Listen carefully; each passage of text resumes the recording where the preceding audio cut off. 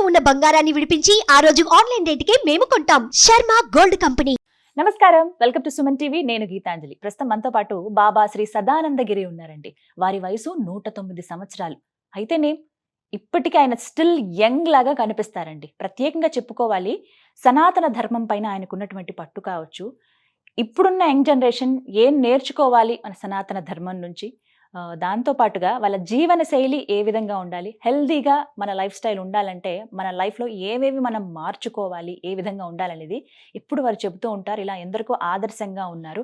ఇప్పటికీ అంటే ఈ 109 సంవత్సరాల్లో కూడా హిమాలయాలకు వెళుతూ ఉంటారు. అక్కడ సాధన చేసుకోవటం కానీ, అలాగే వారి గురువు గారిని కలిసి రావటం కానీ, అలాగే ప్రతి ఒక్క రాష్ట్రంలోనూ వారు సంచరిస్తూ ఉంటారు. అక్కడ ఎన్నో దేవాలయాల దగ్గర వారు మనకు కనిపిస్తూ ఉంటారు. అలా ప్రస్తుతం తెలుగు రాష్ట్రాల్లో వారు ఉన్నారండి.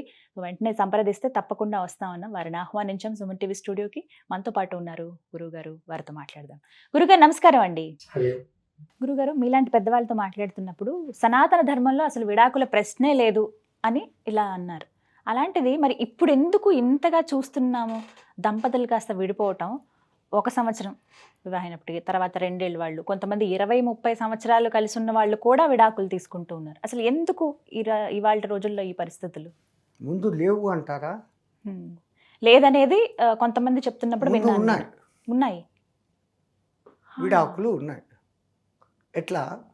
ఆధారాలు ఉన్నాయి వాటికి. ఒక భార్యాభర్త ఉంటారు. ఆ, పాతకాలంలో ఏం సిస్టమ్? గురువు తిన్న ప్లేట్లో శిష్యుడు తినాల, భర్త తిన్న ప్లేట్లో భార్య తినాలి. అవును. ఆ భార్య ఆ భర్తకి రోజు వడ్డిస్తుంది. వాడు లాస్ట్న జర వదిలేసి లేచేవాడు. మిగతాది ఈమె వేసుకొని అదే ప్లేట్లో ఆకు తినేది. ఒక దినం వడ్డిస్తూ పక్కింటామ ఒక మంచి చీర కొనింది, నాకు కొనియాను, చూస్తాంలే అన్నాడు. 2వ రోజు అడిగింది, చూస్తాంలే. 10 రోజులు చూసింది. 11వ దినం ఏం అడగలే, వడ్డిచ్చింది.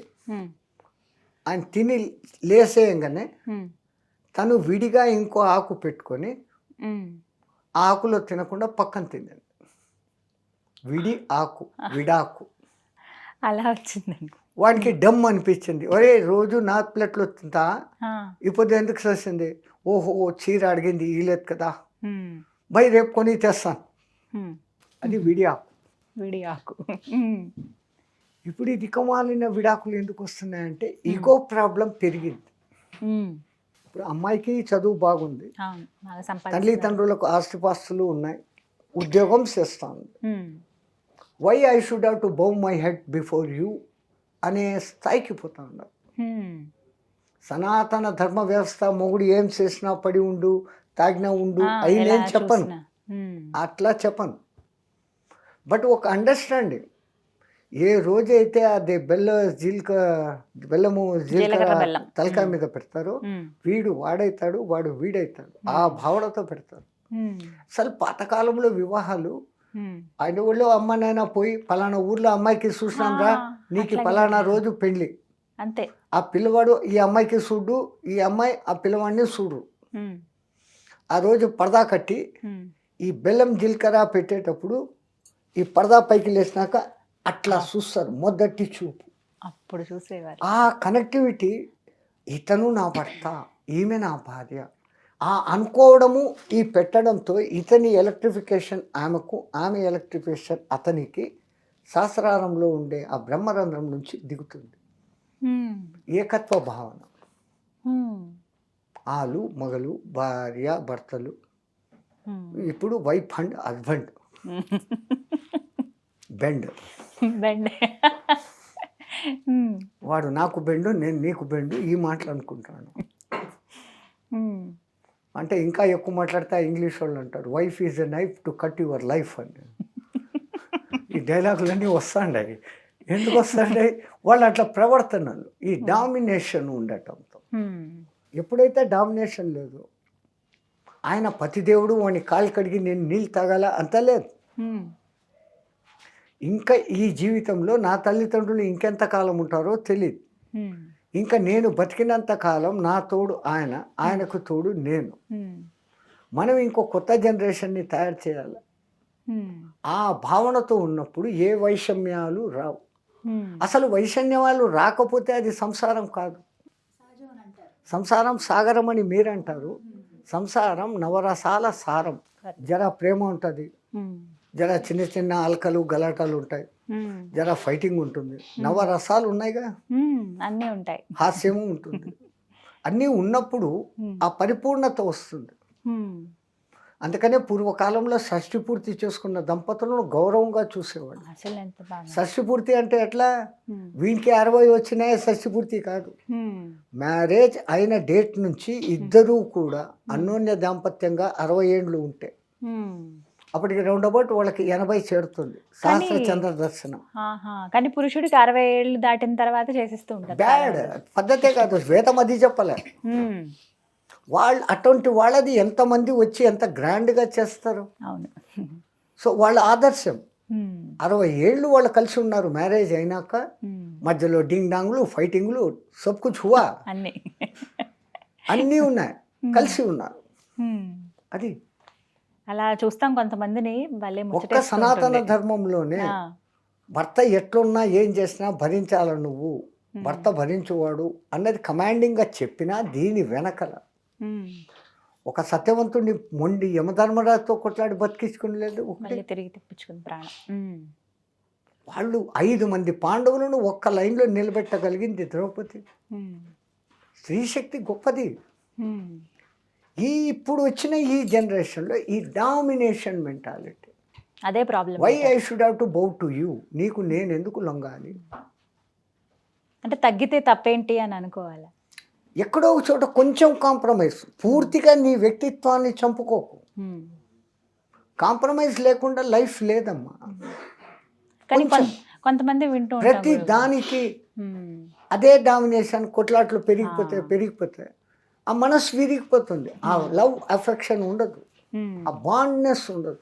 అదే చెప్తా. అందున రెండవది, ఇప్పుడు ముందుగానే మీట్ టుగెదర్ గెట్ టుగెదర్ అని ఏందేందో ముందే పెళ్లికి ముందే వీళ్ళని తిప్పేస్తున్నారు. వీళ్ళకు ముందు నుంచి కొన్ని అభిప్రాయాలు పెట్టుకొని ఉంటారు. నా భర్త ఇట్లా ఉండాలా, అట్లా ఉండాలా, నా భార్య వచ్చింది అట్లా ఉండాలా, ఇట్లా ఉండాలా. రియల్ లైఫ్లో అందరికీ వాడు ఊహించుకునే ఊహలే, నిజాలు నిజాలే. అన్నీ వీడు అనుకునేది 100% లేకుంటే he will get disappointed, he will go in to frustration. So she is not suitable అనే డెసిషన్కు వీడు వస్తాడు, ఆమె వస్తుంది. పెద్దలు కుదిర్చిన వివాహం తర్వాత మళ్ళీ లవ్ మ్యారేజెస్, ఆ లవ్ మ్యారేజ్ కూడా అయిపోయాక ఇప్పుడు లివ్ ఇన్ రిలేషన్షిప్స్ లేదు. ఇప్పుడు లవ్ అనే మాటకు అర్థం చెడగొట్టేశారు. లవ్ ఒకటే ఒక లవ్, అన్కండిషనల్ లవ్, తల్లి ప్రేమ. మిగతా ప్రేమలన్నిటి వెనకల ఇంతో అంతో స్వార్థం ఉంది. ఒక తండ్రి ఒక బిడ్డను చదివిస్తున్నాడు అంటే వీడు చదివినాక ఉద్యోగం చేసి నన్ను చూసుకుంటాడు అనే ఇంటెన్షన్ ఉంది. ఒక అన్న తమ్ముళ్ళ మధ్య, అక్క చెల్లెళ్ళ మధ్య, భార్య భర్తల మధ్య, ఎవరి మధ్య ఉన్న ఆ లవ్కు కొన్ని కండిషన్స్ ఉన్నాయి. కండిషన్లెస్ లవ్, ఓన్లీ మదర్స్ లవ్. అందుకే మన వేదాలు మాతృదేవోభవ, ముందు ఫస్ట్ ప్రిఫరెన్స్ ఆమెకు. ఆ తల్లే 9 మాసాలు మోసి సస్తానో బతుకుతానో డెలివరీ అంటే each delivery is nothing but death. దానికి సిద్ధపడి వానికి కని పాలిచ్చి పెంచి వాడు అను అంటే అమ్మ అను, మామ అను అను మాటలు నేర్పించి వీడు మీ నాయన అని పరిచయం చేస్తే నాయన తెలుసు. అమ్మ సత్యం, నాయన నమ్మకం. అమ్మ చెప్తే తెలిసిందే నాయన, మా అమ్మ, తాత, అల్లుడు, సంథింగ్ వరుసలు అంతా అమ్మ చెప్తే తెలిసింది. తొలి గురువు అమ్మ. మన సమాజం మారాలంటే ప్రతి ఇంట్లో తల్లి తన బిడ్డలను ఒక జిజియాబాయి లాగా ఒక శివాజీని చేసినట్టు చేయగలగాలి. చేయొచ్చు, చేయడం లేదు. ఎందుకంటే ఆమెకి టైం లేదు. ఆమె ఉద్యోగం, ఆయన ఉద్యోగం, పిల్లలు ఆయాల దగ్గర, వాళ్ళకి ఆ అఫెక్షన్ దొరకడం లేదు. వాళ్ళంతా క్రూయల్గా మారుతూ ఉన్నారంటే ఈ కాలం జనరేషన్ పిల్లలు క్రూయల్ మెంటాలిటీలోకి మారిపోతున్నారు, డిప్రెషన్లోకి పోతూ ఉన్నారంటే they are not seeking the love. వాళ్ళకి ఆ లవ్ దొరకడం లేదు. వీళ్ళు పొద్దునే 8 గంటలకి ఉరుకులు పరుగులు వాడికి స్కూల్కి తోసేస్తారు, వీళ్ళు ఆఫీసులకి పోతారు. రాత్రి 8 గంటలకు అలసిపోయేస్తారు, వాడు ట్యూషన్ నుంచి వాడు వస్తాడు. వాడు పనుకొని గుడ్ నైట్ బిడ్డ అంటారు, పనుకుంటారు. So what is the bounding connection? Miss out. చాలా. You should have to spare some time for your children and teach morals. మన సంస్కృతి, మన సంప్రదాయం, మన పద్ధతులు. ఏకపత్ని ఏకబాణం రామ. ధర్మం ఎక్కడ ఉంటుందో అక్కడ దేవుడు ఉంటాడు. భగవద్గీత. ఇవన్నీ చిన్నపిల్లలకు మనం నేర్పించడంలే. Twinkle twinkle little star how I wonder what you are. Humpty dumpty sat on wall had a great fall. ఇవి నేర్చుకోకపోతేనే అసలు ఏమి రావన్నట్టుగా చూస్తారు. అసలు ఒక మాత ఇంటికి నేను పోయినాను. వాడు somewhat 4th or 5th class knowledge ఉంది. ఏం పేరు నాయన నీది అని అడిగితే వాడు నా దిక్కు పిచ్చోడు చూసినట్టు చూస్తూ ఉన్నాడు. అదే వినపడలేదా పాపము అని మళ్ళీ అడుగుతాను. వాళ్ళ అమ్మగారు వచ్చి నవ్వుతూ గ్రేట్గా, మా వాడికి తెలుగు రాదండి. నీ భాషను నీ బిడ్డకు నువ్వే నేర్పకపోతే చచ్చినట్టు వాడు ఇంగ్లీష్ నేర్చుకో, అది పొట్టకూటి విద్య. నీ మాతృభాష నీ బిడ్డకు నువ్వే నేర్పకపోతే ఇంక 3వ తరం వచ్చేసరికి అంతా డింగ్ ఇంగ్లీషే. మన సంస్కృతి, మన సాంప్రదాయం, మన పద్ధతి భ్రష్టమవుతుందంటే కారణం అక్కడ. ప్రతి తల్లి వాళ్ళ భాష, తమిళ్, కన్నడ, మలయాళం, రాజస్థానీ, గుజరాతీ, పంజాబీ, జోబీ హో, మాతృభాషని మర్చిపోరు. ది నెక్స్ట్ మన దేశ భాష అనిపించుకునే లెవెల్లో ఉండే హిందీ. కనీసం సంస్కృతం రాకపోతే అట్లీస్ట్ హిందీ. ఈ రూట్స్ ఎవరు మర్చిపోవద్దు అనేది. గురుగారు ఒక ప్రశ్న. ఈ మధ్య సైంటిస్టులు చెప్పారు, ఎప్పుడు ఏదో కనిపెడుతూ ఉంటారు ఇలా అని చెప్పి. అయితే భూమికి పైన మనం అందరికీ తెలిసిందే అంతరిక్షం, నక్షత్ర మండలం ఇవన్నీ చూస్తాం. భూమి కింద అసలు ఏమున్నాయనేది ఒక ప్రశ్న. రీసెంట్గా ఏదో ఒక రీసెర్చ్ నిర్వహించినప్పుడు భూమి కింద సముద్రాలు ఉన్నాయి అని చెప్పారు. నిజంగా భూమి కింద సముద్రాలు ఉన్నాయి? అసలు ఏముంటుంది? అసలు ఈ మానవుడు భూమి లోపలికి మ్యాక్సిమం ఒక 12 కిలోమీటర్లు పోగలడు గుంత చేసి. ఆ తర్వాత మిషన్లు మెల్ట్ అయిపోతాయి ఆ టెంపరేచర్. భూమి మధ్యలో ఇప్పటికీ కోర్ అనేది ఒకటి ఉంది, లావా. ఆ లావా మీద టెక్టానిక్ ప్లేట్స్ అనేటివి తిరుగుతున్నాయి. ఒకప్పుడు ఈ ఉండింది ఒకటే టెక్టానిక్ ప్లేట్, గోండ్వానా ల్యాండ్ అని ఒకటే భూఖండం. ఏదో ఉల్కా వచ్చి కొట్టింది, ఆ టెక్టానిక్ ప్లేట్ పగిలింది. అది దూరం జరుగుతా ఇప్పటికీ జరుగుతూ ఉంది. ఒకప్పుడు మన భరతఖండ్ భూమధ్య రేఖ దగ్గర ఉండదు. అది మూవ్ అవుతూ వచ్చి ఆసియాను కొలీడ్ అయింది. వీళ్ళే అంటున్నారు కొలీడ్ అయింది, అప్పుడు హిమాలయాలు పైకి లేస్తున్నాయి అంటున్నారు. ప్రూఫ్. సో అందుకే భారత ఉపఖండం అంటారు. పాకిస్తాన్, ఆఫ్ఘనిస్తాన్తో మొదలుకొని ఈ పక్క బర్మా వరకు అఖండ భారత్. రామాయణ మహాభారత భారత్, ఆ కాలం భారత్. దాంట్లో కొట్టుకునింది అక్కడ భాషా సంస్కృతులు, వీళ్ళ భాషా సంస్కృతులు, కొలీడు, మిక్సింగు, డింగ్ డాంగ్ అన్నీ జరిగి ఇప్పుడు ఇది అంత ముక్కలు పోయి ఈ ముక్క మిగిలి. అప్పుడు పూర్తిగా అఖండ భారతం అంటే అవన్నీ కలిసి ఉండేది. అట్లాగనే టెక్టానిక్ ప్లేట్ ఉన్నప్పుడు కుమరీ ఖండం అనేది ఒకటి ఇప్పుడు భూమి లోపల ఉంది. భూమి లోపలకు ఉంది, సముద్రం లోపల. యాక్చువల్ భూమి రెస్పిరేషన్ తీసుకుంటుంది అనుకుంటే సమ్ క్రోర్స్ ఆఫ్ ఇయర్స్ అన్నప్పుడు ఆ ప్లేట్ పైకి వస్తుంది, ఈ ప్లేట్ అంతా మునిగిపోతుంది. అదే ప్రళయము అని మన వాళ్ళు చెప్పారు.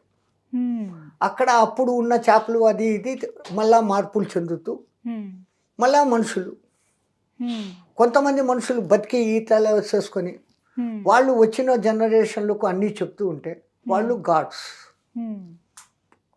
అన్నీ చెప్పుకోవడం జరుగుతుంది.